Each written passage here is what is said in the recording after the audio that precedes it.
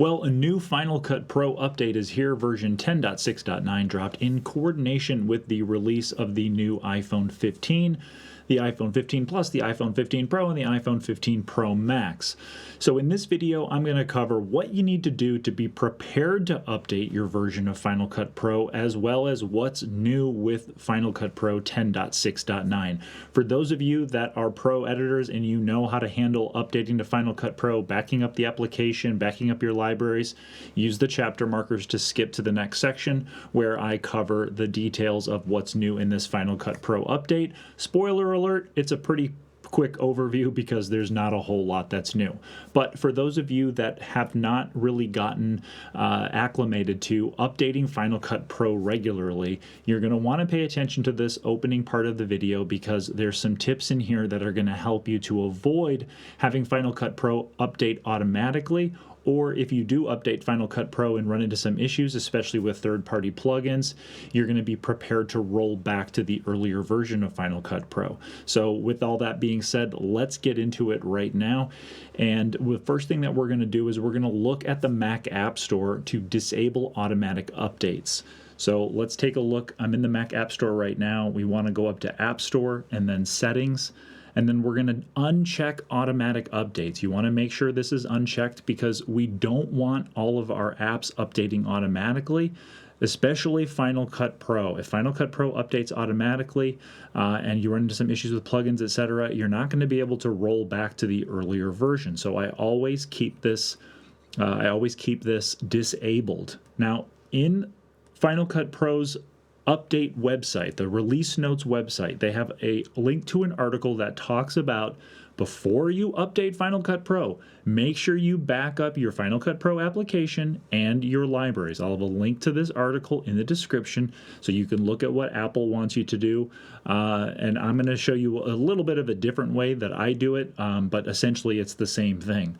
So if we switch over to Finder, we're going to navigate to our Applications folder and then Final Cut Pro. And what I've done is I've made a folder in my Movies folder that's just called Old FCP where I can put older versions of the app. And I've already copied Final Cut Pro over. You can do that by just pressing and holding Option, clicking and dragging. You'll see this little plus sign and then drop it down here, and that's going to duplicate that application file. You can see it's doing it right now. And we'll just let that do its thing and delete it here in a moment. But down here I've got version 10.6.8. The new version is 10.6.9. When that update is performed, it's going to overwrite this application file. And copying Final Cut Pro to this separate folder is what allows you to is what allows you to move back or roll back to an earlier version of Final Cut Pro if you run into some issues after doing the update. So this is a very important step one.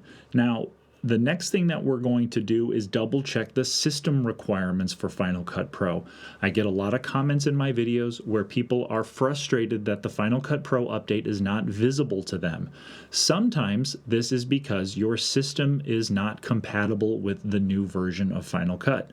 So looking at the minimum system requirements here, and I'll have a link to this down in the description, especially for those of you that are running older Intel Macs, you may run into some issues starting with this new update to Final Cut.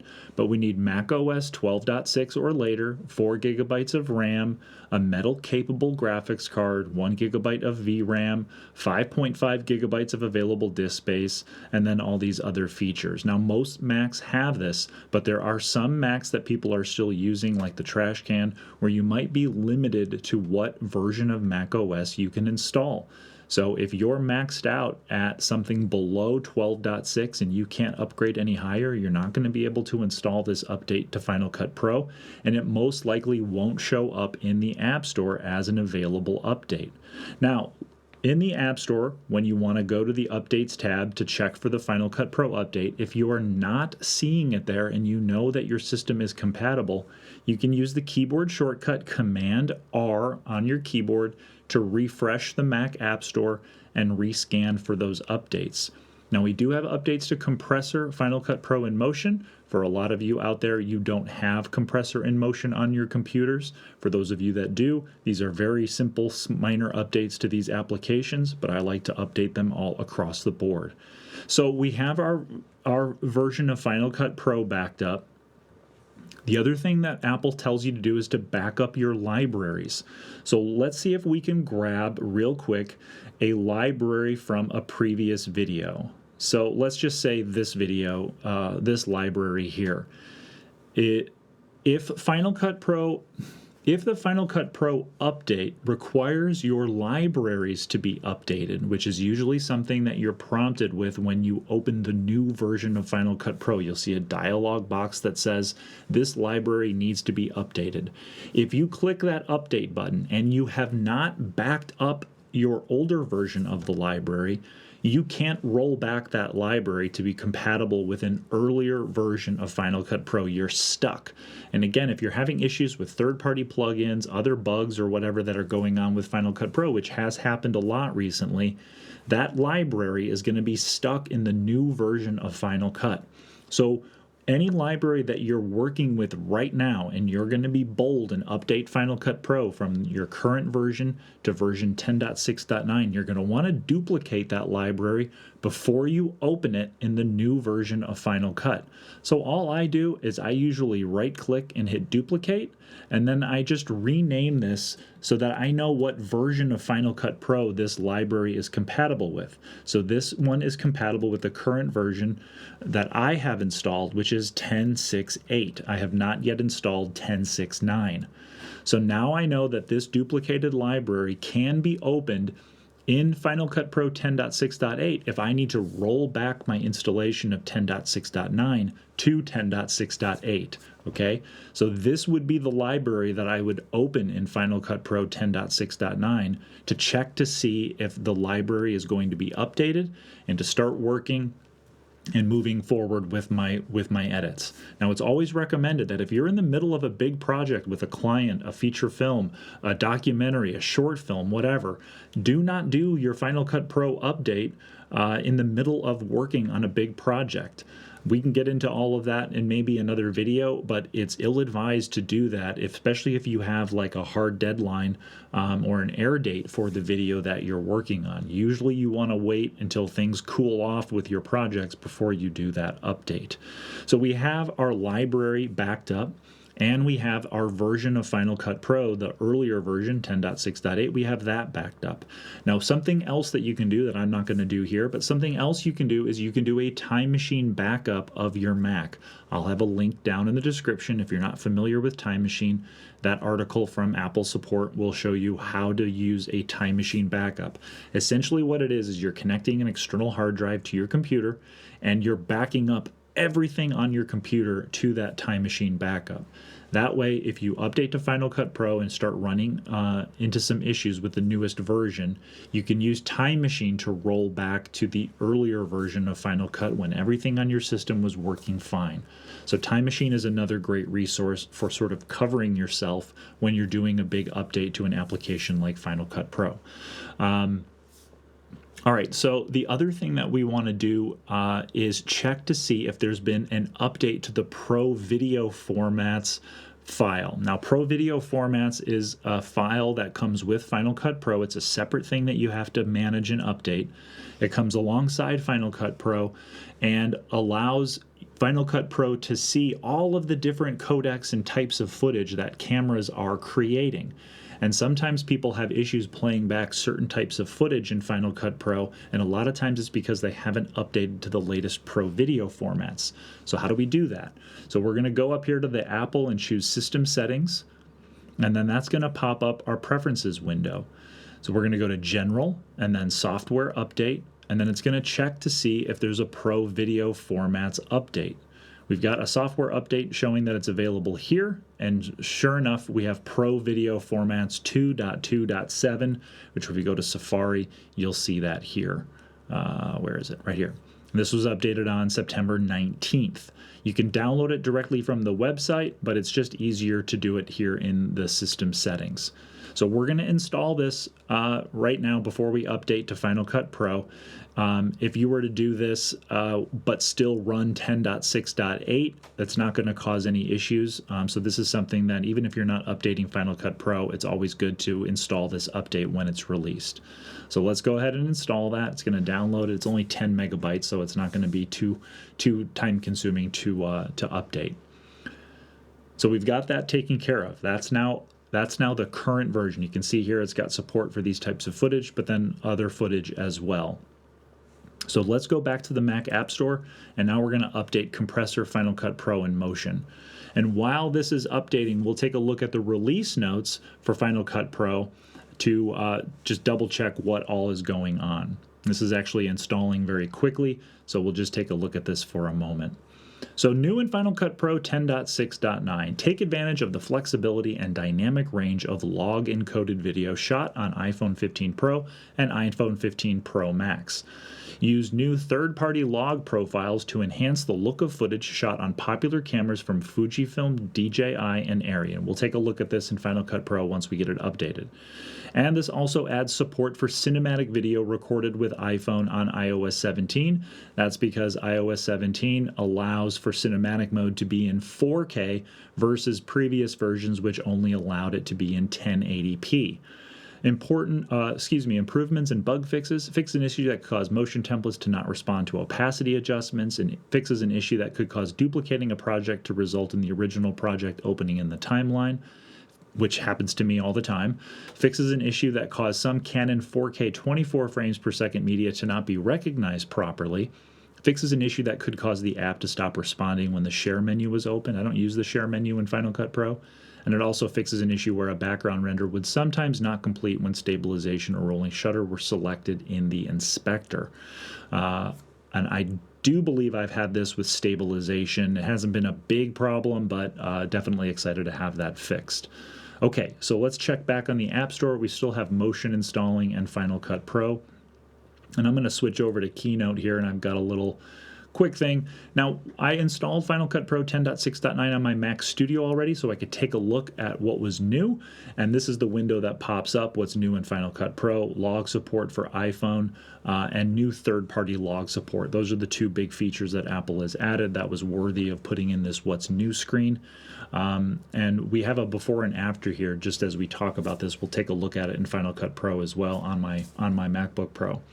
But you can see the before image shows all the built-in LUTs that were available before this update. And now the after image, and this is on my Mac Studio, you can see there's a number of new log formats that have been added.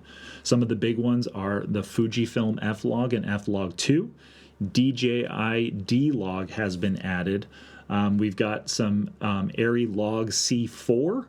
And that looks like it's it for the Arri built-in LUTs. But you can see at the top we have Apple Log, and this is the new LUT that Apple has created that's going to work with footage that was captured in log on the iPhone 15 Pro and Pro Max.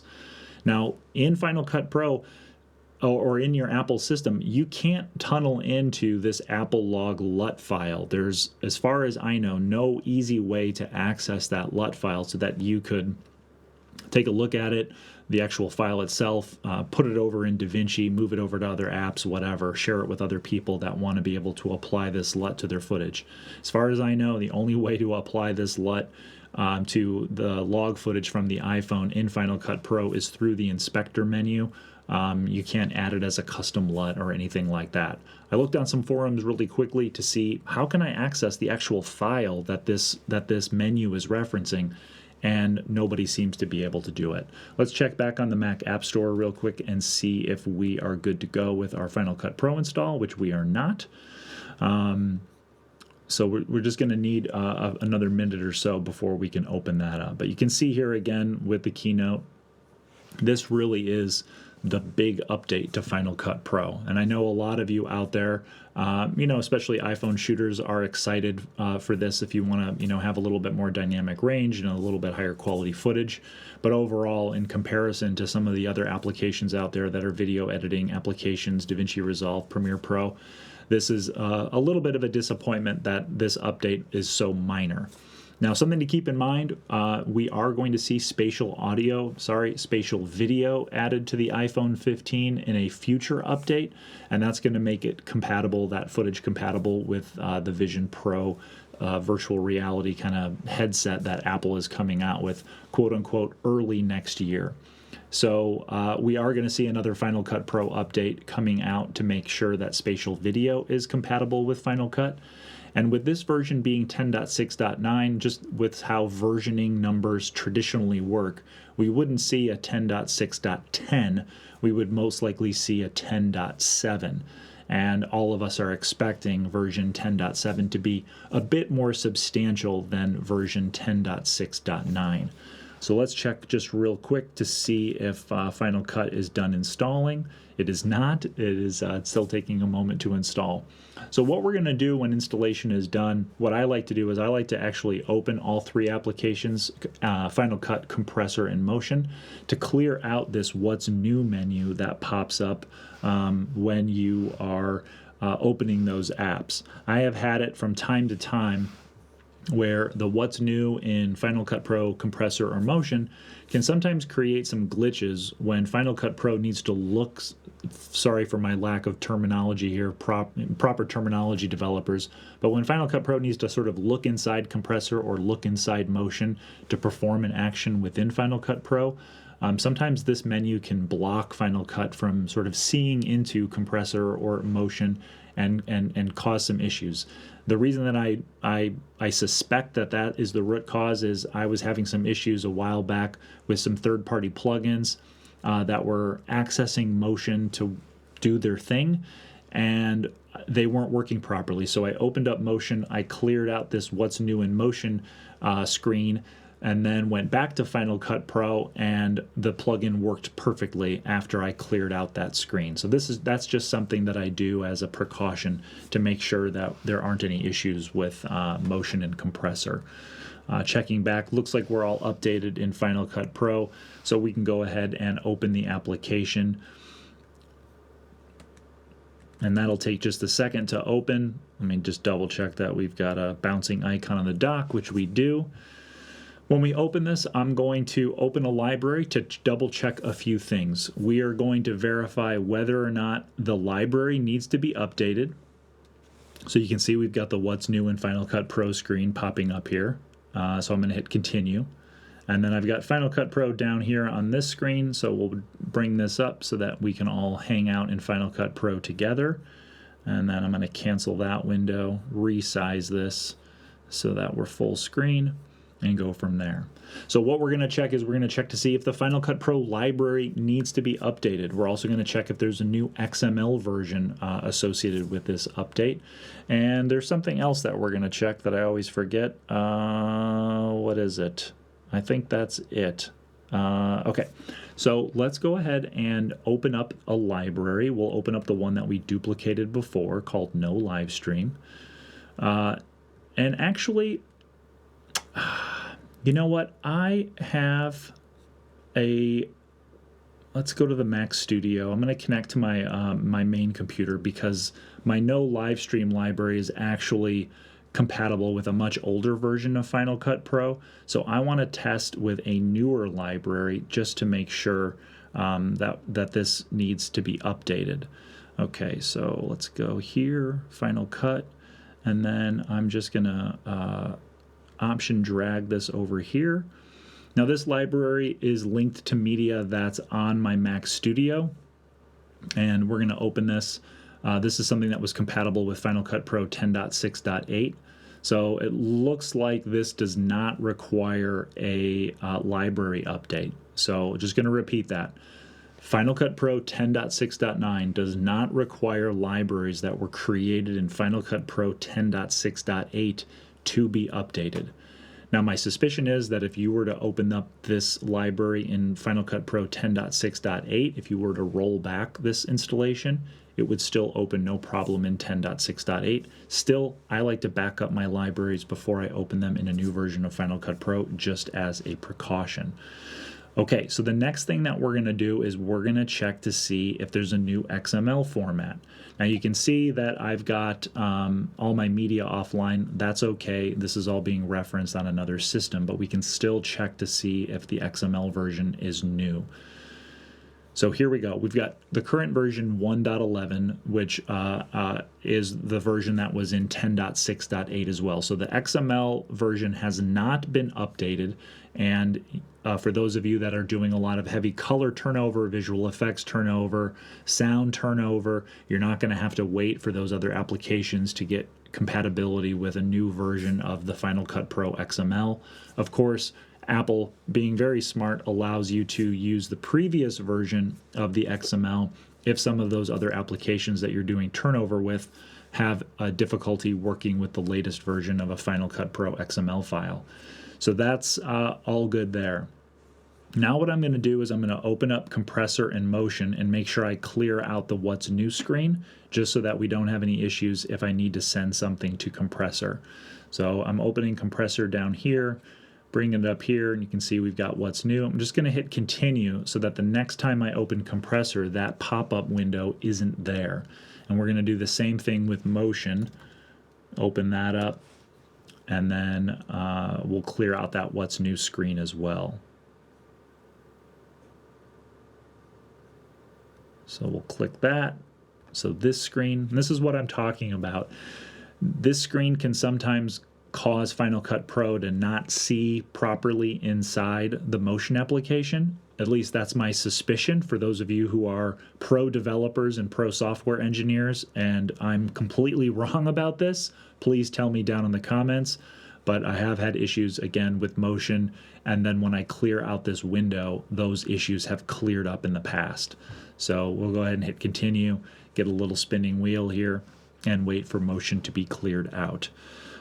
So just to summarize again, we do not have a library update for Final Cut Pro. We don't have an XML update to Final Cut Pro. But one thing I do want to check is I want to just take a look at these log profiles. So let's go down here to the inspector and go to the Info tab, and then I'm going to double click this to make it take up full screen.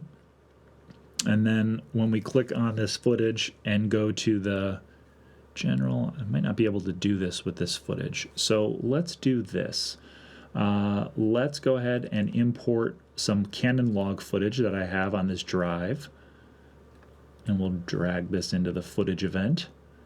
And we've got it here. And then we'll go to Project. And we're just going to do a new project. And we're going to use automatic settings. And we're going to open it. We're going to go to that footage that I just dropped, and we're going to hit E, drop it in a timeline, and then we're going to look at these LUTs. Okay, so you can see here in Final Cut that a LUT has been automatically applied because I shot this in Canon Log 3 and Cinema Gamut on my C300 Mark II. And over here in the inspector, you can see the list of LUTs, and the Canon Log 3 Cinema Gamut LUT has been automatically applied. But as we look at the camera LUTs that are available to us, the built-in LUTs, like we showed before in my keynote, have been expanded. So new Arri LUTs, new DJI LUTs, and new Fujifilm LUTs. So one thing to keep in mind with some of these cameras that write more robust video files that have a lot of metadata on them, like my C300, you may see some of these LUTs automatically applied to your footage when you import them into Final Cut Pro. So that's something to keep in mind. If you're like, well, I shot this in log, why is there like a Rec 709 color conversion on this? It may be that Final Cut is automatically applying that LUT. Now you can see there's Canon log here. I shoot on my EOS R in Canon log, but Final Cut Pro does not automatically apply the Canon log LUT to my EOS R footage. It only does this with my C300 Mark II. So just a heads up for those of you shooting on Fuji, DJI, and Arri and working with footage in Final Cut Pro, you may run into that with these new built-in LUTs. But this is the big update to Final Cut Pro. There is not much more to go over as far as the user interface, as far as I know.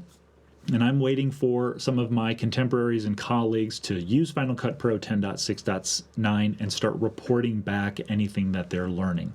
Now, I don't know about any bugs, I don't know about any issues, crashes, whatever that we've experienced in some of the most current versions of Final Cut, starting with like 10.6.6 and 10.6.7.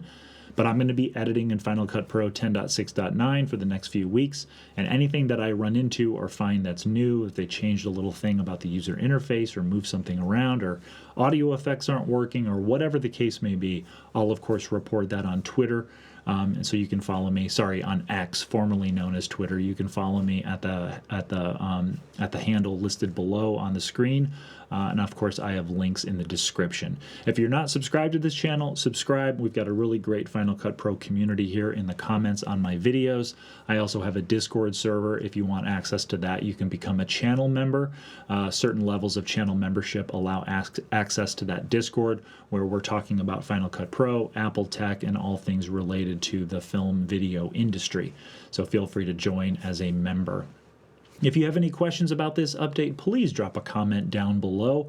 I would love to hear from you. If there's anything that I've reported on that is a little inaccurate or not quite correct, don't hesitate to correct me down in the comments and teach me some new things, especially from the developer and software engineer side of things. I'll again have links to all the resources that I've pointed out from Apple support, backing up libraries, backing up Final Cut Pro, etc. So definitely check out those links. If you're new to Final Cut Pro or a beginner or intermediate editor that has been frustrated in the past when Final Cut Pro gets an update, has some issues, and you're not able to roll back. Okay. I think that's it for this one, everyone. Until the next one, I'll see you all soon. Don't forget, keep chopping that broccoli. Thanks for being here.